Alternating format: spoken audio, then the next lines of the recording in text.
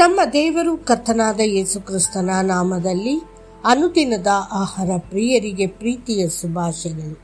2024 July ತಿಂಗಳ 6ನೇ ತಾರೀಕಿನ ಶನಿವಾರದ ದೇವರ ವಾಕ್ಯವು, ಒಂದು ಸಮಯವಿದೆ, ಪ್ರತಿಯೊಂದು ಕಾರ್ಯಕ್ಕೂ ಕಾಲವು ಕ್ಲುಪ್ತವಾಗಿದೆ. ಆಕಾಶದ ಕೆಳಗೆ ನಡೆಯುವ ಒಂದೊಂದು ಕೆಲಸಕ್ಕೂ ತನ್ನ ಸಮಯವುಂಟು. ಪ್ರಸಂಗಿ 3:1. ಸಾಲೊಮೋನನು ಬೋಧಕ ಮತ್ತು ಇಸ್ರೇಲ್ ದೇಶದ ಅರಸನು. ಪ್ರತಿಯೊಂದಕ್ಕೂ ಒಂದು ಕಾಲವಿದೆ ಎಂದು ಉಲ್ಲೇಖಿಸುತ್ತಾನೆ. ಅವನು 28 ವಿಭಿನ್ನ ಋತುಗಳು ಅಥವಾ ಅವಧಿಗಳನ್ನು ಉಲ್ಲೇಖಿಸುತ್ತಾನೆ. ಉದಾಹರಣೆಗೆ, ಹುಟ್ಟುವ ಸಮಯ, ಸಾಯುವ ಸಮಯ, ನೆಡುವ ಸಮಯ ಮತ್ತು ನೆಟ್ಟದ್ದನ್ನು ಕಿತ್ತುಕೊಳ್ಳುವ ಸಮಯ. ಅನೇಕ ಋತುಗಳಿದ್ದರೂ ಯೆಹೋವನು ನಮ್ಮೊಂದಿಗೆ ಭೇಟಿಯಾದಾಗ ಒಂದು ನಿರ್ದಿಷ್ಟ ಋತುವಿನಲ್ಲಿ ಇರುತ್ತದೆ. ರಕ್ಷಣೆ ಅಗತ್ಯವು ನಮ್ಮ ಮೇಲೆ ಪ್ರಭಾವ ಬೀರುವ ಸಮಯವಿದೆ. ಅದು ಯೆಹೋವನು ನಮ್ಮೊಂದಿಗೆ ಮಾತನಾಡುವ ಮತ್ತು ನಮ್ಮ ಆತ್ಮವನ್ನು ಪುನರುಜ್ಜೀವನಗೊಳಿಸುವ ಸಮಯ. ಕರ್ತನು ನಮ್ಮೊಂದಿಗೆ ಒಡಂಬಡಿಕೆಯನ್ನು ಮಾಡಿಕೊಳ್ಳುವ ಮತ್ತು ನಮ್ಮನ್ನು ಉನ್ನತೀಕರಿಸುವ ಸಮಯ. ಏಸಾವನು ತನಗೆ ನೀಡಿದ ಕೃಪೆಯ ಋತುವಿನ ಎಲ್ಲ ಕ್ಷಣಗಳನ್ನು ಕಳೆದುಕೊಂಡನು. ಅವನು ಪುತ್ರತ್ವದ ಸವಲತ್ತು ಮತ್ತು ಅವನ ತಂದೆಯ ಆಶೀರ್ವಾದದ ಶ್ರೇಷ್ಠತೆಯನ್ನು ಅರಿತುಕೊಳ್ಳಲು ವಿಫಲನಾದನು. ಅವನ ಕಣ್ಣುಗಳು ಆಹಾರ, ಕೆಂಪುಗಂಜಿ ಮತ್ತು ಲೌಕಿಕ ಕಾಮಗಳ ಮೇಲೆ ಮಾತ್ರ ಕೇಂದ್ರೀಕೃತವಾಗಿತ್ತು. ಸತ್ಯವೇದವು ಹೇಳುತ್ತದೆ, ಅನಂತರದಲ್ಲಿ ತನ್ನ ತಂದೆಯ ಆಶೀರ್ವಾದವನ್ನು ಬಾಧ್ಯವಾಗಿ ಹೊಂದಬೇಕೆಂದು ಕಣ್ಣೀರು ಸುರಿಸುತ್ತಾ ಬೇಡಿಕೊಂಡರೂ ನಡೆದದ್ದೆಲ್ಲನ್ನು ಇಲ್ಲದ ಹಾಗೆ ಮಾಡುವುದಕ್ಕೆ ಮಾರ್ಗವಿಲ್ಲದೆ ನಿರಾಕರಿಸಲ್ಪಟ್ಟನೆಂದು ಬಲ್ಲಿರಿ. ಇಬ್ರಿಯರಿಗೆ 12:17.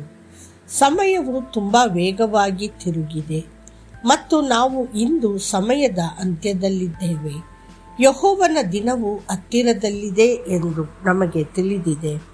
ಆತನ ಎರಡನೇ ಬರುವಿಕೆಯ ಎಲ್ಲ ಭವಿಷ್ಯವಾಣಿಗಳು ನೆರವೇರುತ್ತಿವೆ. ಇಡೀ ಪ್ರಪಂಚದಾದ್ಯಂತ ಆತನು ಬರುವ ಲಕ್ಷಣಗಳನ್ನು ನಾವು ನೋಡುತ್ತೇವೆ. ಭೂಮಿಯ ಮೇಲೆ ಮತ್ತೊಂದು ಪೀಳಿಗೆಯ ಉದಯವನ್ನು ನಾವು ನೋಡುತ್ತೇವೆಯೇ ಎಂಬುದು ಸಹ ಸಂದೇಹವಾಗಿದೆ. ಅಂಧಕಾರದ ಸಮಯ ಸಮೀಪಿಸುತ್ತಿರುವ ಈ ಕೃಪೆಯ ದಿನಗಳನ್ನು ಸದುಪಯೋಗಪಡಿಸಿಕೊಳ್ಳುವಂತೆ ಯೆಹೋವನ ಭಕ್ತರು ಹಾಡುತ್ತಿದ್ದಾರೆ. ದಿನಗಳು ವೇಗವಾಗಿ ಹೋಗುತ್ತವೆ.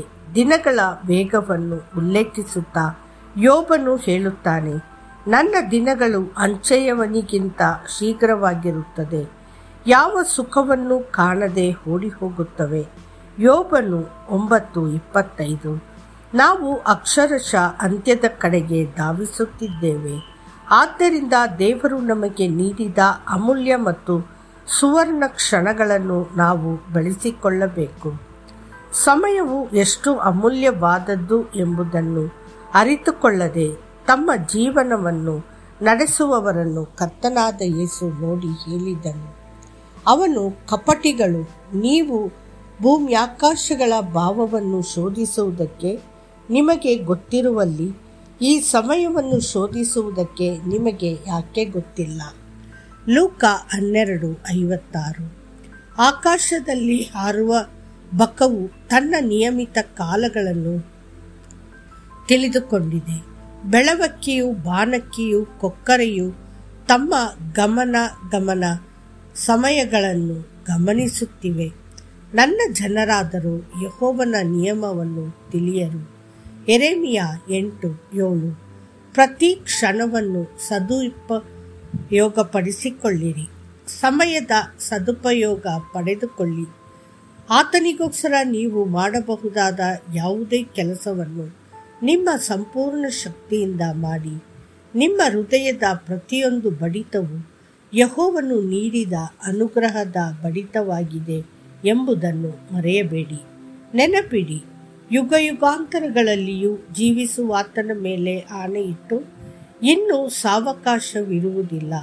7ನೆಯ ದೇವದೂತನು ಶಬ್ದ ಮಾಡುವ ದಿನಗಳಲ್ಲಿ, ಅಂದರೆ ಅವನು ತುತ್ತೂರಿಯನ್ನು ಊದುವುದಕ್ಕಿರುವ ಸಮಯದಲ್ಲಿ ದೇವರು ಇದುವರೆಗೆ ಗುಪ್ತವಾಗಿಟ್ಟಿದ್ದ ಸಂಕಲ್ಪವನ್ನು ತನ್ನ ದಾಸರಾದ ಪ್ರವಾದಿಗಳಿಗೆ ಶುಭ ವರ್ತಮಾನವಾಗಿ ತಿಳಿಸಿದ್ದ ಪ್ರಕಾರ ನೆರವೇರಿಸುವನು ಎಂದು ಹೇಳಿದನು.